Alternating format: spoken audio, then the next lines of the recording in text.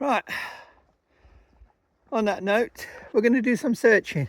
But what we've got to do is we've got to go back out to the edge of the fence in here, back up to a track, follow down the track, and we've got to do these lower areas. I'll explain more when we get further along. But it's 8 minutes past 1. I can't really photograph. I need a bit better light. It's off and on. I could fly the drone, but it's a Saturday. There's more chance of people, the odd rambler or whatever, being around. I want it when it's dead so that I don't have to worry about dogs, drone and everything all at the same time. So them two are out at the moment, but what we'll do is finish this searching off on this side whilst we're here. Hence why I wanted to be in this plantation anyway, because it's nearer to there. I don't need to go as far as the lock or anything like that. Right, I'm rambling. See you along the trail. Well, we come from over there. We're right at the top where we pitched. Follow the trail down along the fence line. We've got to go halfway up here, and then there's a gate, and then there's a decent trail, which we've searched before, but it's great for Stella. It's nice and easy for her. And as I say, look, it's overcast and kind of off and on for photography. You know, I want some better light. Could take some lovely photos of that, the mountains and all that, but I think I have better days. Rebel, get up! So we're going to trek through up here to the gate. That's normally got a bit of rope or something around it, and then get through to the trail. You'll see what I mean when we get up. Been saying to everyone, or saying in all the videos, it's not very cold out. There's ice everywhere. Wherever you look, there's ice. So, and don't forget, this is like 2 o'clock in the afternoon. So, it must have been colder than I thought. We seemed quite pretty mild where we were, and it's only about 500 yards away. But yeah, everything's still iced up. Right, we're heading to the gate. Promise you, we are getting to that gate. We're through the gate, as you can see. A nice secure gate. I untied that, let Stella, because Stella can't jump. Them two would have jumped it, but I think someone needs to tell that, you know, someone that deer can jump. So tying this gate is not gonna quite work. But anyway, the gloves up. I brought them because just in case I was getting chilly, but since it got milder. This trail now leads to a decent trail in a minute. You'll see what I mean. We've covered all the way through on the trail. It's just the lower ends we've got to do, and not much of that, only about half of it, because Dave on Hike for Neil Meat, he started searching the lower parts, and then whoop, slippery, because it was hot, very hot conditions, very midgy, very stuffy and humid. And this ground is solid and it's icy, so I've got to be careful because I'm filming. I thought it'd be soft. It's quite hard. Right, I'm going to put the camera away. I'll talk to you a bit further up. Here comes the decent track. Now, there's a little cut through down there, and this is where we started. We came through the bit I've just come through down there and searched and kept our eyes open there. And then we split up, and this is on the Hike for Neil group meeting. I can't remember, over a year ago. And Dave and Mike cut down so far down there and separated and kind of tried to scan through, but they got so far and then they couldn't get through the plantation because it's so dense. And they said there's no way someone could get through it because the twigs and branches are like that high off the ground, so you'd have to be on your hands and knees to get through it. And if you did try walking through it, you'd get cut to pieces. Even now you would. The outside you can see, but once you start cutting in, it's all lumpy tufts, holes, and as I say, the branches will take your eyes out. So me and the dogs, we went up here, and them two tried to scan through, but they end up calling it a day because they said it's just crazy, you know. So they went down the bottom, I believe, for so far, and then come up. We met at the top, And then Dave started doing some of these cut throughs from that side, from the far end. So what I've got to do is I know they went down that one, but I've got to do some cut throughs down there. I'll show you what I mean when I get up. We come from up here quite a way, and it cuts right up there. But these are the areas we've got to go down, check these, and then check the lower ends, and come up probably another one. But Dave done most of them to the right of us. It's to the left, between halfway and the beginning. We've got to search that Dave didn't do, because he come up one of these and he says, and we're going to do the rest. And it was getting late, and I said, nah, it was one of them crazy days. I say, very humid, very muggy. I think it's trying to snow or something here. And yeah, we'd done enough. We'd been all over the place doing different things. It was very humid, very stuffy, midges everywhere. It was kind of horrendous. So I says, no, I'll come back another day and do that. But I did all the other stuff like valleys and everything else. And funny enough, this is the last bit I need to do, which is probably one of the easier bits. So it's been brilliant timing for Stella because of her age. So yeah, snowing or raining. We'll soon see how good this jacket is. Right. I can always take shelter. There's plenty of trees here. It's not like we're out in the open, is it? So we're going to cut down here, turn right, and search along there and see what we come across. Because I've been up here. The other two, you see, joined me back up here because it's so horrendous down there. Then we went to the end and we split up again, and they came back. And that's when we were waiting for Dave. Thought, what's Dave doing? And he decided to zigzag up in some of these cut throughs. But there were some that were missed out, so I'll make sure we cover the ones that were missed out. Idea what it's like under there. Now, this is in the winter when a lot of the vegetation dies down, so the leaves and there's pines on these branches all gone. But in the summer, and when Neil would have gone missing, this would have been quite green and thicker. And as you can see, I'm crouched down now. I'm more or less on my knees. And yeah, dogs can get through, but a human, they'd have to be crawling on their hands and knees to get under there and through there. And it's the same on both sides. And the whole plantation's like that. It's been planted really dense. And as I say, common sense says it needs thinning out, but it's a big job to do. You've got to get machinery up here and everything. It costs money. But yeah, it's could someone get in there physically? Possibly, yes, on the hands and knees, crawling under hid away. But, you know, you need, I don't know what you need to get in there. You need a team of search dogs going through there. Humans, you'd get cut to pieces with this stuff going there. See the dogs enjoying it. I'll just let them do what they like. They're doing good. But yeah, walking in there, no. Crawling in there, yes. Searching in there, no. You know what I mean? It's just too dense and too thick, and it gets worse as you push in. You'd end up taking your eye out. So as I say, yeah, we're just cutting down the lower areas. It doesn't make sense why someone would be in there. And I know people have got on web sleuths and said, oh, foul play and all that. Have you ever tried dragging anything that weighs probably 100+ pounds over this terrain? It's hard enough carrying a pack. Until you actually walk it and carry a pack over it, then you realise. And even if there was 2 people carrying someone, nah, can't be done. Well, it could be done to physically strong men. Even they would be struggling. And then how far would they want to carry something? So no. I think we could rule foul play out. The same, I've had some people say, you know, foul play again, dig a hole. Have you tried digging in this ground? It's full of grass. It's not like the peat district where you can dig a nice hole in the peat. It's hard enough to dig, you know, when you're having a poo. Let's be honest, you know what I mean? So you need a team of guys with shovels, hacking away all day in front of, you know, whoever's passing by to try and get a decent enough hole, shell scrape, what you'd ever like to call it. In the military, we call them shell scrapes, when you dig about a foot deep so you can hunker in.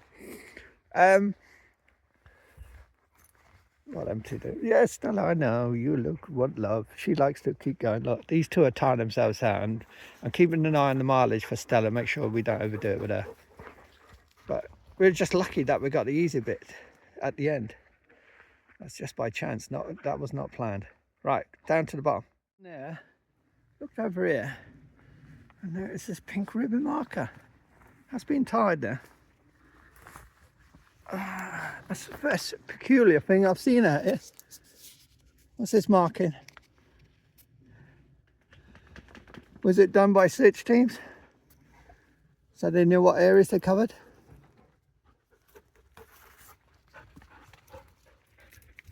I'll GPS the area because that's been tied. That's not fell on, look. Peculiar. Could be stalkers going in, but why would stalkers go in there? I can only think that's from a search team. They've been in searching different areas with dogs. Right, as I say, I'll GPS it. Rebel, don't drink that, it's dirty. And then now I know where it is.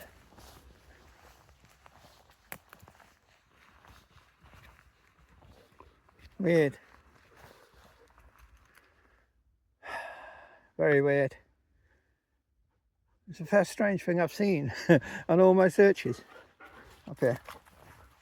That's actually a marker for something. I haven't seen any other markers anyway.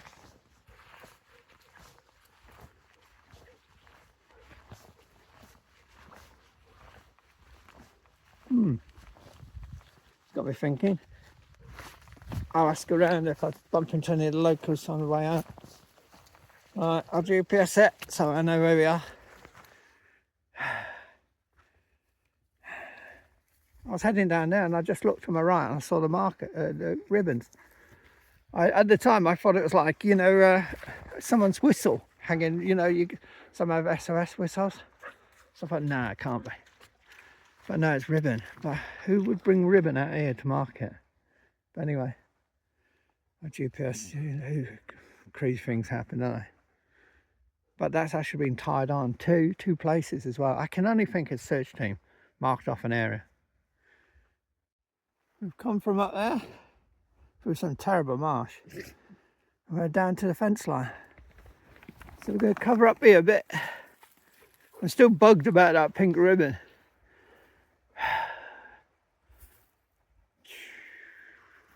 I'll think about that one.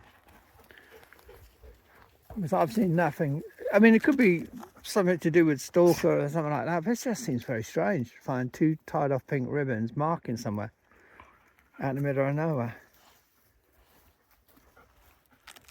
Why would they leave pink ribbon there?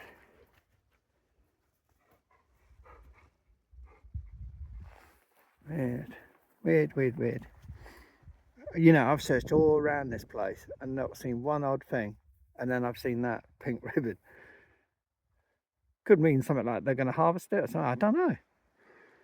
If I saw more pink ribbons, then I'd be happy because I know there's markers for something. But to see one odd one just tied up there and cut in a cut through out in the middle, out nowhere, out of the way, seems a bit weird. So we'll walk along here. It's very, very boggy. We'll try and cut up another one and back up to the top because there's no others that way. And they did the first one. If there's none cutting back up there for a good 200 yards, then we'll walk all the way along the fence up here because I don't think it's been walked along there.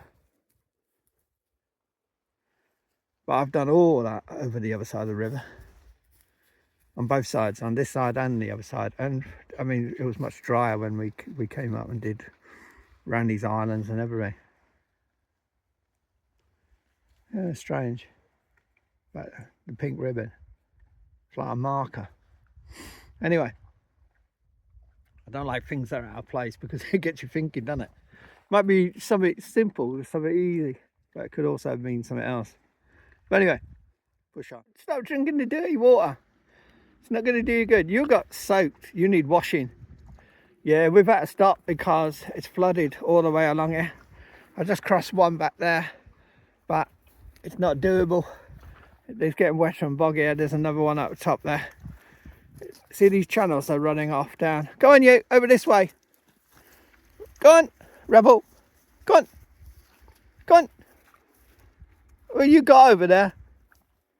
Oh, God. See her do that stupidness when she didn't. This way. This way. I don't want you getting covered. Oh, God. Got to leave them. You can stay over there, you buggers.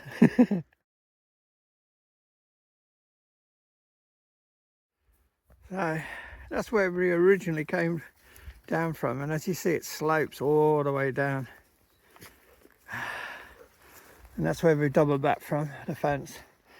And all the water's run down, and it's just like massive swamp areas that you can't cross.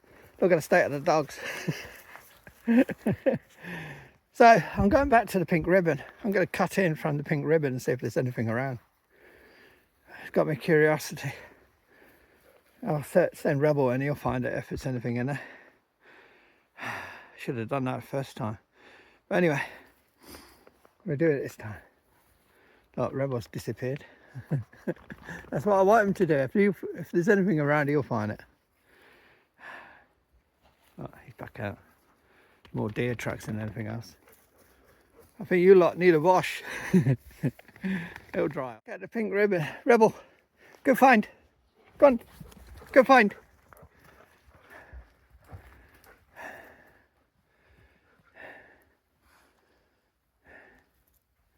Nothing. Right, we'll go in. I'll go in a bit. Get them searching.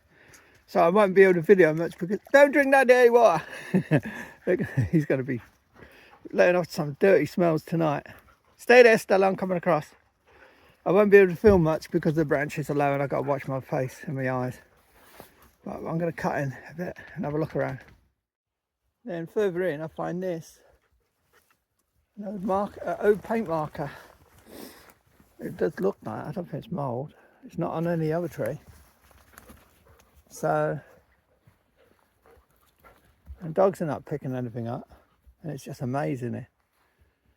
So I wonder if it's, what's it marking? Weird. Very strange indeed. I'll ask if I can bump into the locals on the way out. I'll ask. If not, I have to send someone a message. Try and find out what this pink and white. I mean, this could be decades old, this white marker.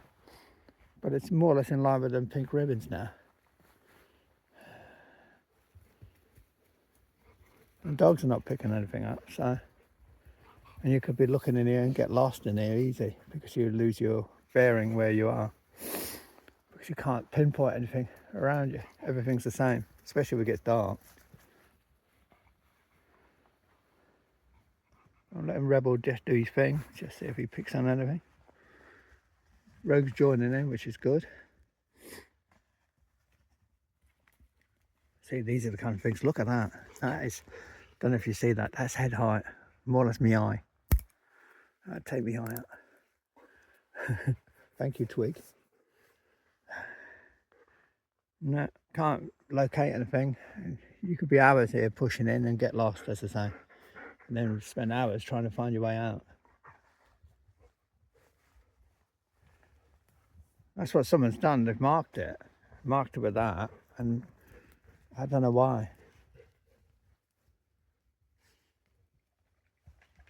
It's highlight of something. Rebel, you're drinking such dirty water, it's going to make you sick. Rebel! Oh!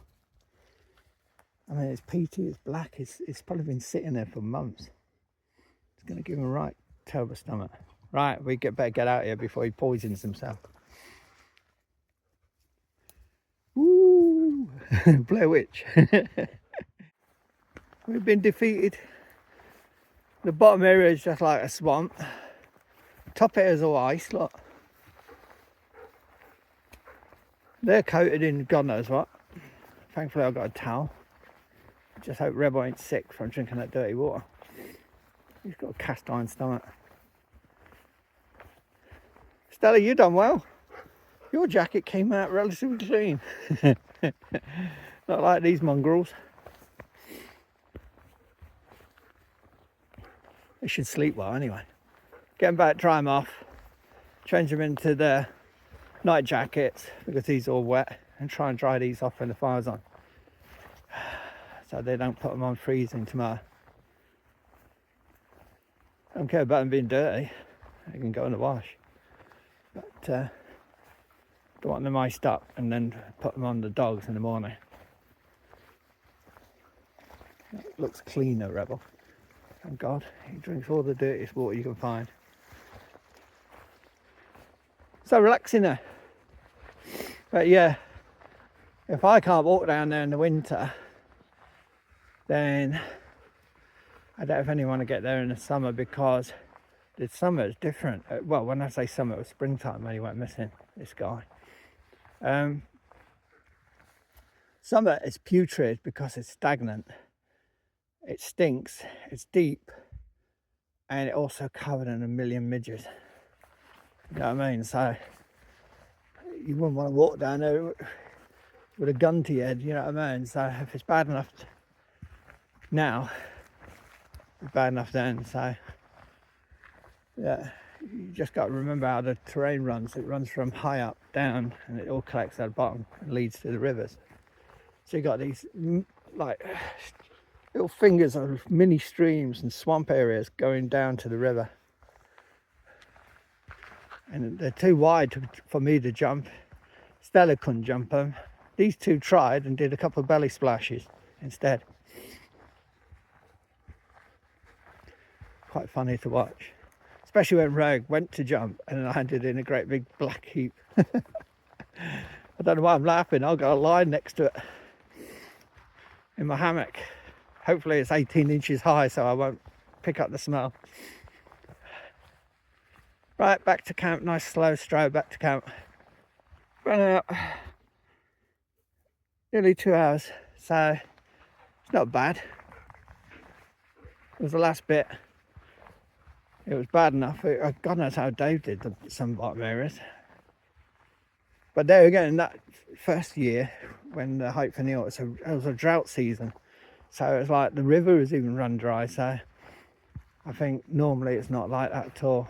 And when Neil went missing, it was heavy rain and the rivers would have been high. So all that would have flooded really quickly. Anyway, back to camp. I've been all up there on the hike for Neil and went right up to a great big massive waterfall. Mountain Rescue have done it as well. Covered both these slopes. Not today, this is in the past. I've come down from the top ridge of that one, along just below the summit there, and then down and cover these flanks. I know Mike has been at the top there. I don't think anyone has checked around the slopes, but they're steep drop-offs, so you'd have to check from below, you know, further down. But again, I class that as higher ground, which has got to be searched. And then we're talking all the way along the tops here, which are snow covered and obviously very lethal and dangerous and sketchy at the moment, but also the snow's covering things, so I couldn't do it anyway at the moment because of Stella. With these two, yes, we could start doing 1, 2, 3 and come back, but not with Stella. So that's for another time on Stella's. Where are you, Stella? Close your ears. Close your ears. When she's not with us. And back, the bridge is down there. It's at the bend of the river. That's where we're heading down towards. Sorry if the camera's gone zip. And cut through the trees and back to base. It'll be about 5 miles. Not too much for Stella, that's all right. We've been doing it like this with pauses. She's been resting. She's enjoyed it. I tell you, if I try to stick in that tarp, in that tent, whatever it is, then she would never stay in there. So just enjoy it. Enjoy the time. As I say, we'll be doing the Cairngorms. That'll be our training ground. New one. A lot of people do go missing there, but thankfully a lot of them get found. But it's good to know them areas. I don't know much. I know I've done from Linnadee up past Scott's, Bob Scott's, Boffey, the Memorial Hut, Loch Etchin, is that Etchin, something like that, up to Ben McDewey, I believe it is. I might have pronounced it wrong, sorry. And down to the Loch Aon and that area. But I haven't covered a lot of other areas. So many areas there that I haven't covered. It'll be more touristy and there'll be more people about, but we can cut in.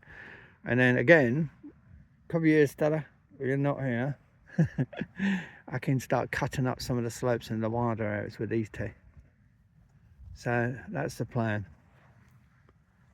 Thankfully, as I say, there's only one guy missing at the moment. And when I say he's missing, he's more or less, he seems to have deliberately gone missing. I'm sorry if his family will ever see one of these videos, but it does look like it. I guess they know that as well, by the way he seems to be hiding away. As I say, for Neil Skinner, the one I've been looking for here for the last 2 years, everything's saying to me that the key was pre-arranged, you know, given a spare key. He headed back, he could have had gear in the car, got to the car, took some gear out of the car, and then go and walk about somewhere else, cleared off. The tent could be the red herring with the gear. It looks to me, it's always looked too planted, too perfect. It's like the Mary Celeste, but on land. Even though had eaten dehydrated meal and half a cup of coffee that was cold, obviously, and all his gear in there, it just looked like someone vanished. To me, that's a Mary Celeste, isn't it? I'm not saying these things don't happen, but no. Sometimes when it don't feel right from first minute, then you know something's not right. So, as I say, I know I have a good idea what's happened, but I can't say it. But anyway, I just wanted to clear this area up, so I said I've done it, and then I can say to anyone, yep, done that, yep, done that. But I always say to people, you know, just because I've done it doesn't mean that it's been searched. I mean, I've done the best I can, but even the best search teams sometimes search areas 2 or 3 times and miss things. So feel free to search any of these areas if you want to come up here and help out and do any searching. But I would say stick to near the Glenking Glass area, push around the lodge there, and anywhere from there, because I'm not taking for granted that the friends were down there. You know what I mean? Neil could have gone down there and the friends could have been somewhere else. So I haven't searched down there, but that would be another 2 years searching down there. And I haven't searched any of the high areas, but again, a guy, old, no hiking poles, rough terrain, no head torch, nothing like that, and he's up on the high areas. Why would you go up there? I mean, look, they look baby on this camera, but look, that's what they really look like.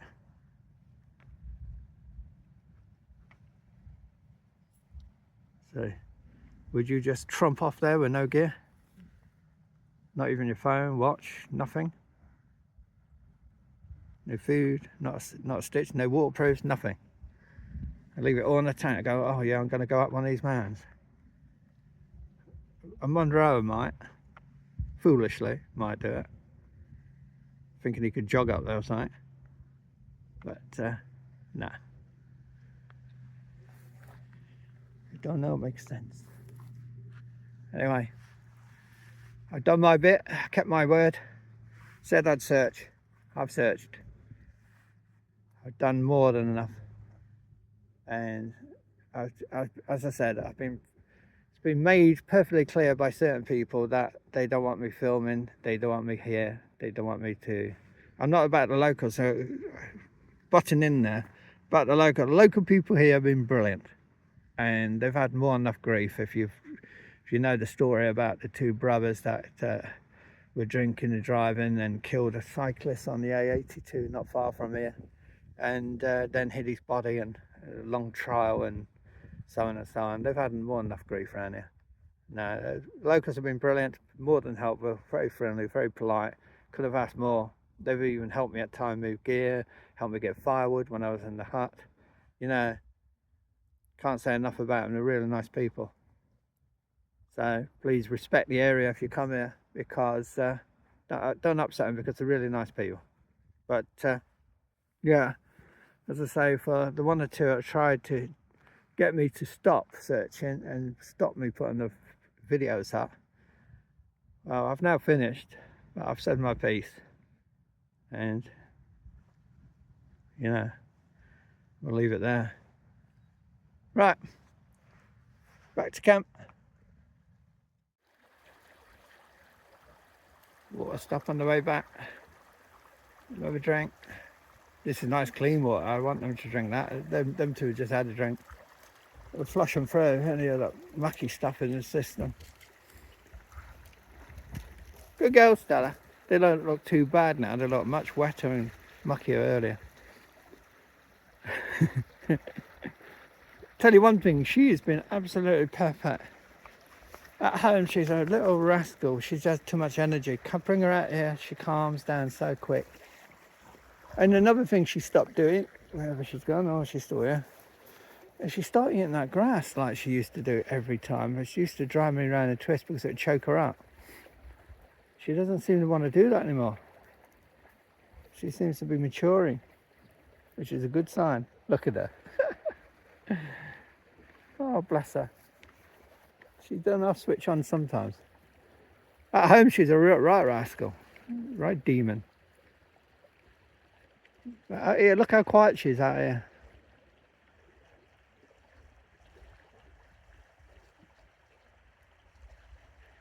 She likes being protected though. She, you know, anything that come near camp last night, she started growling. Them two would just ignore it, but so I'm not going to stop her doing that. That's something good.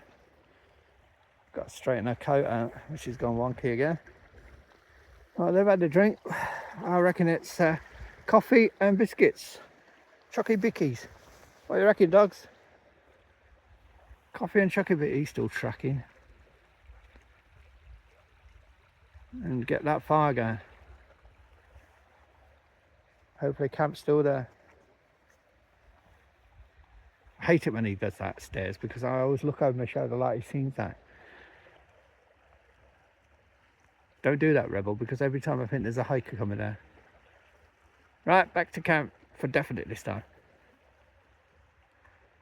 They'll dry off quite quick. They're clean, more or less cleaning up already. I mean, he looked filthy about 10 minutes ago. It's amazing with the air and just running around in the grass. Take the jackets off, dry them one by one when the fire's on, and they'll be fine in the morning. 3:24, so something like that. And it gets dark about, it says 5 o'clock, but it ain't. It's about 5:30, I think. And you notice the temperature drop, but it's been zero wind today, really. There was a breeze early on when I was on that bridge, but I checked the forecast again today, and it's all northeasterlies, easterly, and then it's going back easterlies again, so we should be sheltered. And it's saying that there's not going to be any bad weather till Thursday, where it's going to be rain showers. So it was Wednesday, now it's saying Thursday. I'll keep an eye on that, but if it keeps staying Thursday, we'll try and stay till Wednesday if I've got enough rations for them. I don't want to race off home. 6-7 days, perfect. And it's trying to snow now. You can just feel it. It's been trying it off and on for the last 2 days, but I wouldn't be surprised to wake up and find a light snow covering one morning. I know there's stratospheric warming in Scandinavian one. It's a very complicated process, but it's a big high building pressure over Scandinavia, and when that holds and then moves westwards towards us and brings that easterly wind with it, then the beast from the east was well known due to a Scandinavian high, so-called, the stratospheric warming up that area. It's all, you know, way above my head, but I keep in touch with it with the models, and they've been predicting possible snow and heavy snow for end of Feb, maybe into even March. But it counts how these low pressures that come from the Atlantic on our west, if they build, then they push that high pressure away from us. I know it's very tech, isn't it? But trust me, looking at the models is really interesting, because you can see how hard it is for a forecaster to predict the weather, because it changes day by day. So it could go one way or it could go another. It could go mild again and stormy, or that high pressure could keep building and push westwards to us and bring in the easterly winds from Siberia and that area, which would make it very cold and possible breeze from the east, but I doubt it very much. Right, enough of me rabbiting about weather forecasting and all that. Right, see you at camp. I'm already changed, I don't know if you can see. I'm changing to my night gear. It's so warm in here, and to be honest, it's not that bad out. Got my cheese macaroni stewing. Got half a cup of coffee. I've had one already, I didn't fancy another full one. They've finally settled down. Oh, sorry, my shadow. Look, we really have seriously got a fire hogger here, anyway. You know what I mean? Look at her. Oh, hold on, I'll put my light on. Will that help? Oh, that's better. Look how close she is. She's about 8 inches away from the fire. Her head must be burning. Crazy, crazy dog. Anyway, smoked us out once. Just stacking the wood in there, and of course, when it's damp, it's smoking. So as soon as you open the door to check on the fire, you get choked. So we've got plenty of ventilation down there. I will open it a bit more. It's not cold out. If I notice, your first signs you're getting a headache and feeling a bit choked out. But as I say, it's nice and warm in here.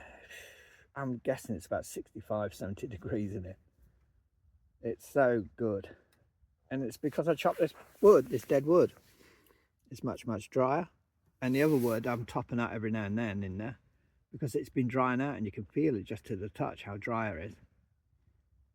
So we're okay for wood for the next few days. Not with this, I mean, there's plenty out there. There's a big log of it. I think we're okay on food. I'll know nearer the time with dog food, so we'll see how the weather goes. Oh, the only thing that's been happening is the cattleman's dogs in the farm nearby are going crazy, absolutely ballistic. I don't know if they're picking us up, either the noise, the smell, smoke, anything. I mean, they weren't doing it last night and the night before when dogs were barking. I would guess, knowing dogs, the person that's left the dogs at the farm and he's gone out for the night to have a few beers or something, and they of course are going crazy because they're all alone, even though he has them in a pen outside the house. But even so, the dogs know if someone's there or not, and once the person leaves the farm, then they'll just bark non-stop. They will. The only time they'll calm down is when the person comes back and he shouts at them a couple of times, "Hey, shut up." Then the dogs kind of feel safe that they know that someone's here. Mine exactly the same. When I pull up, you can hear them go crazy. I check on the cameras sometimes, and anyone that goes near the house, they go ballistic.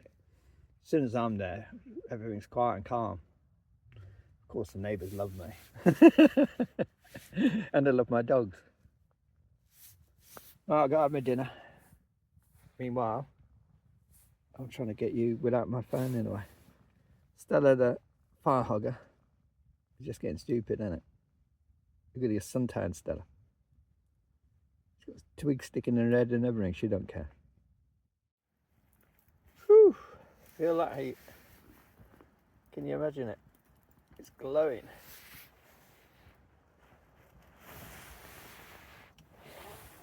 Stella's had to crawl through the cold. She says it was getting a bit too hot for me, Dad. Oh, it's been like that for 4 hours. Just glowing. Just loaded it up. Had dinner, fed dogs. Listened to a load of music for about 3 hours. And just relaxed. Or as they say, chillaxed. Absolutely beautiful night. No wind. I don't know if it's cold out or not. I don't care. About 60 or 70 degrees in here. I tell you how bad it was, how warm it was in here. I had to go outside to change and I mean change complete everything off and put on my night gear. It was that hot in here. I thought if I change in here, I'm going to start sweating. And I've only been in these really thin base layer bottoms all night. Unbelievable. The only thing is, every time I open the door, smoke. So I don't know if you could see. Oh, it's a bit smoky up there. Oh, it's not focusing. There you go. Oh, sorry. Still not focusing. Oh, I don't want to. Anyway, I've opened the zip down there. Sorry, I've lost you again. And hopefully the smoke's going out. Otherwise we'll probably die of carbon monoxide or whatever. But there's a great big gap underneath as well anyway. Look at Stella's head's back outside. She says, Dad, it's just too hot. But they're enjoying it. I think they take turns on the fire. I'm trying to dry their gear off as well. That's not working. Whoops, unzoomed you a bit. So, waiting for this to burn down now. No more loading. It's 9 o'clock. Oh, gone 9. 7 minutes past. When this is burnt down, I'll let them out for a drink and do whatever they need to do. And that's it. I'm crawling in my hammock and I'm going to stretch out. I adjust it. I thought my feet were a bit too high. So I adjusted it and dropped it on the foot end. It's hard to tell which one's higher and lower because one tree's on the higher ground than the other one. So even looking at it from far away, you just can't really tell, to be honest. So I've tested it and it feels all right and looks all right. So we'll see what it's like at altitude tonight. That's about it.